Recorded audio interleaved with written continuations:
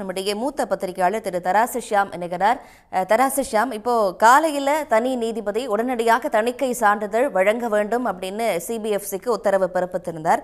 மதியம் வழக்கு விசாரணைக்கு வந்த நிலையில் தலைமை நீதிபதி பல்வேறு அடுக்கடுக்கான கேள்விகளை எழுப்பிட்டு அடுத்த கட்ட விசாரணை 21ஆம் தேதி நடைபெறும் அப்படின்னு சொல்லிட்டு தனி நீதிபதியோட உத்தரவும் ரத்து செய்து இப்போ ஒரு தீர்ப்பு வழங்கி இருக்கிறாரு. உங்களுடைய பார்வை என்ன? ஜனநாயகன் பொங்கலுக்கு ரிலீஸ் இல்லை. கண்டிப்பாக அப்படிதான் புரிந்து கொள்ள வேண்டியது இருக்கிறது. ஒரு வகையில் எனக்கெல்லாம் அது வருத்தம் தான். என்ன காரணம்னா, படைப்பு சுதந்திரம்னு ஒண்ணு இருக்குங்க. சென்சார் போர்டு துருப்பிடித்த பழைய ஆயுதங்கள் எல்லாம் வச்சிட்டு இருக்கு. ஆனா ரூல்ஸ் ப்ரொசீஜர் அவங்களுக்கு ஃபேவரபிளா இருக்கு.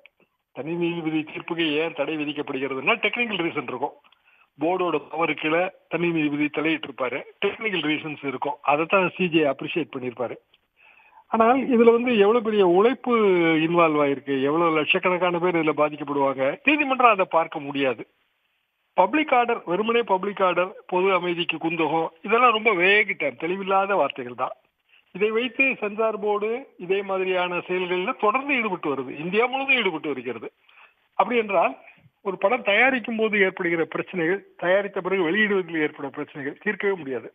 மகாராஷ்டிராவில் புலே மிகப்பெரிய சமூக சிந்தனையாளர், நம்ம தந்தை பெரியார் மாதிரி. அவரோட மனைவி சாவித்ரி அம்மா, ரெண்டு பேருமே பெரிய, அதாவது பட்டியலினத்த ஒரு சமூகத்துக்காக போராடியதுல மிகப்பெரிய ஆளுமைகள். ஒரு படம், ஒரு டைரக்டர், புது டைரக்டர் தான், அவரை படம் தயாரிக்கிறாரு. புலே பிறந்த நாள் அன்னைக்கு படம் வெளியிடணும்னு முடிவு செய்யறாங்க. வெளியீட்டு தேதி எல்லாம் சொல்லியாச்சு, எல்லா போஸ்டரும் எல்லாமே அடிச்சாச்சு. திடீர்னு சென்சார் போர்டு விசித்திரமான ஒரு நிலைப்பாடு எடுக்குது. வர்ணாசிரமம்ங்கிற வார்த்தை படத்துல பயன்படுத்தப்படுது. ஏனென்றால் அவர்கள் வர்ணாசிரமத்தை எதிர்த்து போராடினவர்கள், பிறப்புக்கும் எல்லா உயிருக்கும் மாதிரி தான். வர்ணாசிரமங்கிற வார்த்தையை எடுங்க, இதுதான் சென்சார் போர்டு வைத்த நிபந்தனை. ஏற்றுக்கொள்ளவே முடியாது. எடுத்தா படமே போயிடும். அதுக்கு பிறகு பல கட்ட போராட்டத்துக்கு பிறகு கோர்ட்டுக்கெல்லாம் போய் படம் ரிலீஸ் ஆகும்போது அந்த டேட்டு மிஸ் ஆகி போச்சு. படத்துக்கு உண்டான அந்த ஹைப்பும் போயிடுச்சு. இது நமது இந்தியாவில் நீங்க தொடர்ந்து இதை பார்க்கலாம். ஜனநாயகன் அப்படியான ஒரு பிரச்சனையின் தான் சிக்கி இருக்கிறது என்று நான் நினைக்கிறேன். பின்னணியில் அரசியல் கண்டிப்பாக இருக்கும் என்பதுதான் எனது பார்வை.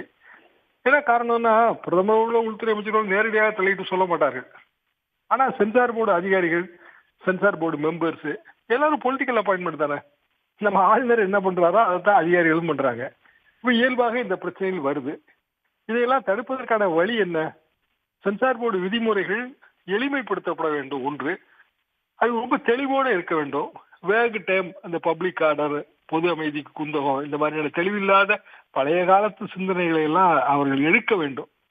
அப்படின்னா ஒரு மறுமலர்ச்சி வந்தாதான் இந்தியாவில் இந்த பிரச்சனைகளை தவிர்க்க முடியும், அல்லது இந்த பிரச்சனைகளுக்கான முற்றுப்புள்ளி வைக்க முடியும். ஜனநாயகன் திரைப்பட பிரச்சனை இதற்கெல்லாம் முற்றுப்புள்ளி வைத்தால் கூட நான் மகிழ்வேன். சார், அதே நேரத்தில் தணிக்கை சான்று பெறாமலேயே ரிலீஸ் தேதி ஏன் அறிவிக்கப்பட்டது அப்படிங்கிற முக்கியமான கேள்வியை தலைமை நீதிபதி எழுப்பியிருக்காரு. அதே நேரத்தில் சென்சார் போர்டு தரப்புலையும் படக்குழுவோட தரப்புல கேட்கப்படாத நிவாரணம் தான் தனி நீதிபதியோட உத்தரவுல வழங்கப்பட்டிருக்கு அப்படின்னும் சொல்லப்பட்டிருக்கு. இப்போ அவங்க படக்குழு தரப்புல அவங்களுக்கு ஏற்ற வாதங்களை முன்வைக்க தவறிட்டாங்களா? எந்த இடத்துல இது சிக்கலா மாறுச்சு ஜனநாயகனுக்கு? அப்படி சொல்ல முடியாதுங்க. டபிள்யூபி ரிட் பெட்டிஷன்ல நம்ம கடைசி பேரா, ஸ்டாண்டர்ட் பேரா நாங்கள் வழக்கறிஞர் என்ன சேர்ப்போம்னா, கேட்கப்பட்டுள்ள நிவாரணம் போக கோர்ட்டு விரும்புகிற எந்த நிவாரணத்தை வேண்டுமானாலும் கொடுக்கலாங்கிற ஒரு வார்த்தை சேர்க்கப்படும். இது எல்லா ரிட் பெட்டிஷன்லையும் இங்க பார்க்கலாம். எனவே அப்படியான நிவாரணம் கொடுக்கலாம். தனி நீதிபதி கொடுக்க கூடாதுன்னு சொல்ல முடியாது. அதுபோக படம் ரிலீஸ் பண்ணப்பட வேண்டும் என்பதுதான் தனி நீதிபதியோட தீர்ப்போட மைய கருத்து. அப்படின்னா அதற்கு ஏற்றவாறு அவர் கூறியிருப்பார். சிஜே வேற டெக்னிக்கல் ரீசன் இருக்கும், நமக்கு ஆர்டர் காப்பி இல்லை, அதனால அதை பற்றி நமக்கு சரியான கருத்துக்கள் சொல்ல முடியாது. ஆனா ஒரு படம் ஏன் முதல்ல நீங்க டேட் ஃபிக்ஸ் பண்ணீங்க? எல்லா படங்களும் முதல்ல டேட் ஃபிக்ஸ் பண்றதாங்க. மறைந்த தயாரிப்பாளர் பாலாஜி படத்துக்கு பூஜை போடும் போதே ரிலீஸ் டேட் சொல்லிடுவாரு. அந்த டேட் அன்னைக்கு பொட்டியை கையில தூக்கி கொடுத்துருவாருங்க. அப்படிப்பட்ட ஒரு ஒழுங்கெல்லாம் கடைபிடித்தாங்க. ஏவிஎம் நிறுவனம் சமீபத்துலதான் முதலமைச்சர் மு.க. ஸ்டாலின் அவர்கள் அவர் ஏஎம் சரவணனோட நினைவேந்தல கலந்து கொண்டார். அவங்களும் எப்போதுமே இந்த ரிலீஸ் டேட்டை ஃபிக்ஸ் பண்ணி தான் படத்தோட வேலையவே தொடங்குவாங்க. ஏன்னா அப்பதான் அந்த டார்கெட் டேட் இருக்குங்கிற மாதிரி தான். அது தவறாக நான் நினைக்கவில்லை. ஓ, விஜய் அவர்களுடைய கடைசி படம் இந்த ஜனநாயகன் சுற்றி நடக்கிறது ஒன்று பொலிட்டிக்கலாக பார்க்கணுமா, இல்லாட்டி ஒன்றிய அரசு அதோடைய தணிக்கை வாரியம் இதை சுற்றி நடக்கிற வழக்கமான நடைமுறை அப்படின்னு புரிஞ்சுக்கணுமா? தணிக்கை வாரியத்தை சுற்றி இதுவரைக்கும் இந்தியா சந்தித்திருக்கக்கூடிய நடைமுறை தான். ஆனால் நடப்பு மத்திய அரசு இவ்வாறு நடந்து கொள்வதால் இதுல வந்து ஒரு பொலிட்டிக்கல் கலர் வருது. விஜய் அவர்களுக்கு இது நான் கடைசி படம் நான் பார்க்கவே இல்லை.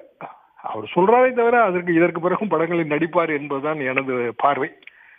அப்படியான சூழ்நிலையில் ஜனநாயகன் எப்ப ரிலீஸ் ஆனாலும் அந்த விஜய்க்கான மாஸ் அது ஓடத்தானே செய்யும். இப்போ பொங்கலுக்கு ரிலீஸ் ஆனா என்ன, பிப்ரவரி மாதம் ரிலீஸ் ஆனா என்ன, எல்லாம் ஒண்ணுதானே.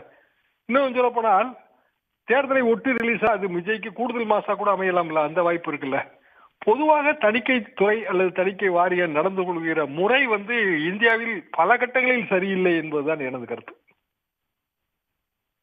திரு தராசு ஷியாம், அதே நேரத்தில் இப்போ இந்த ஜனநாயகன் இதையொட்டி பிரச்சனை இப்போ 2 வார காலமாகவே நடைபெறுது. டிசம்பர் 18லேயே வந்து அந்த விஷயங்கள் எல்லாம் வருது.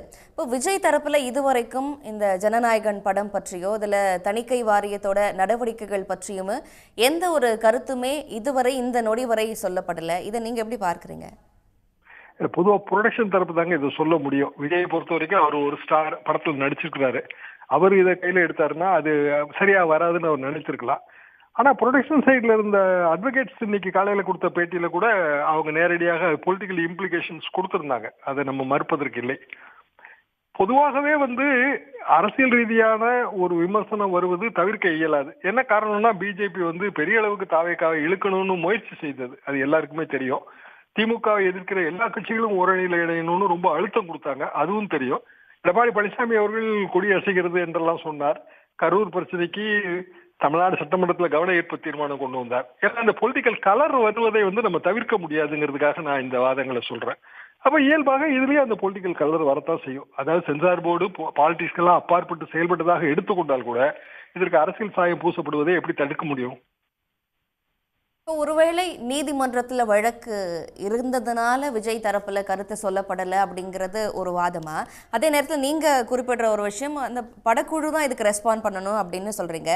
இப்போ விஜய் வந்து இப்போ வெறுமனே ஒரு நடிகர் மட்டும் இல்லை, ஒரு அரசியல் கட்சியோட தலைவராக மாறின பிறகு இப்போ இது கருத்து சுதந்திரம், அதையொட்டி தணிக்கை வாரியத்தோட நடவடிக்கைகள் ஒட்டி கருத்து சொல்ல வேண்டிய அவகாசம் அவருக்கு இருக்கு இல்லையா? ஏன்னா காங்கிரஸ் தரப்புல இருந்தும் கூட அது பற்றி கருத்து சொல்லப்படுது. அப்போ ஒரு கட்சியோட லீடரா இருந்து அட்லீஸ்ட் ஷுட் ரெஸ்பாண்ட் அப்படிங்கிற ஒரு பொசிஷனுக்கு தள்ளப்படுறாரா?